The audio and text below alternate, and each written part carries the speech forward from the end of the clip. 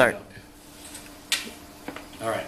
So I'm actually going to talk a little bit about the structure of the lesson in my class. So we have 65-minute blocks 5 days a week.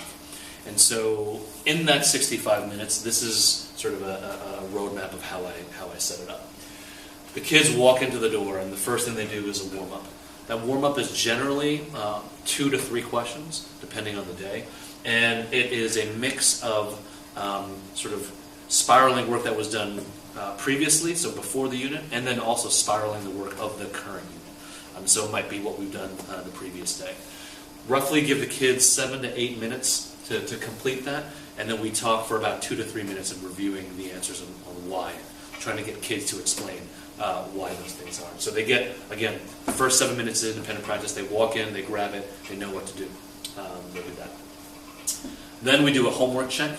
This generally takes 5 minutes. I actually don't check every single homework problem. I usually choose 1 or 2 problems to highlight, the ones that are either the most complicated or the ones that I think have some of the most important ideas. So we do that. After the homework check, I actually give the kids sort of I would call it a 45-second break of a sort, where there's a kid who has a job to hand out the next day's homework.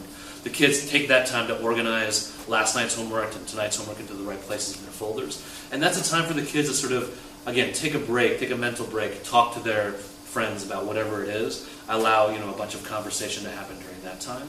But it happens fairly efficiently. The reason I do that is that I want that they're 100% attention and focus when we start the sort of new play of the day. And so, the homework check is sort of 15 minutes into the class, and a lot of research shows that an 8th grader's attention span is roughly that like 15 to 20 minutes before you need to sort of change things up. So that's the sort of opening routines. Roughly take 15 to 17 minutes. On a bad day, when my pacing and timing is off, it could be up to 20 minutes, which is not ideal. But that's the beginning. Then comes the meat of the lesson. The play of the day is the aim. And this is sort of what I consider guided practice. The guided practice, again, depending on the day, takes around roughly 15 to 20 minutes. And it consists of notes for the day, any vocabulary that we're learning. We go through usually 2 or 3 examples that give the kids a sense of how to tackle problems like that. Sometimes there'll be partner work, sometimes there'll be turn and talk, other times it's sort of me asking questions. It's rarely ever lecturing. Right, so it's not that I stand up here and sort of say, here's all the information, write this down. I truly believe that through engagement, through a questioning technique that I use here is really, really important. So that's, again, roughly 15 to 20 minutes. Then it comes to the practice time, which I call independent practice. And again, that is usually, again, 15 to 20 minutes depending on the day. And I use a timer that I put on the smartboard to actually keep me and the kids on track, to give them a sense of how much time is left. There are some days, most days, I allow a small amount of partner work to happen. So if you have a question, asking the person next to you, I seat the kids pretty deliberately so that they can ask kids around them. But the rules are that it has to be quiet, and it should only be about the math problems and not about any kind of gossip or anything like that, of course. Sometimes I'll ask the kids to work absolutely independently for that sustained period of time because I want them to get the independent, truly independent practice. But I would say 80 to 90% of the time, it's sort of the routine that kids can ask questions of each other and me while I'm circulating to check for understanding.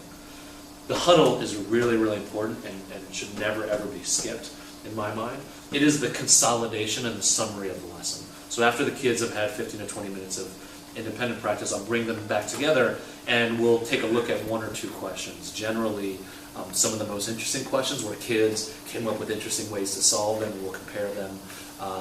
Or there was a question that illuminated a particular concept really, really well.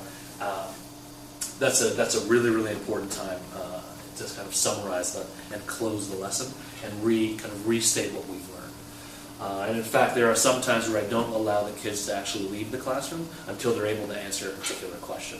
And I sort of let them out one by one as sort of a summary and closing.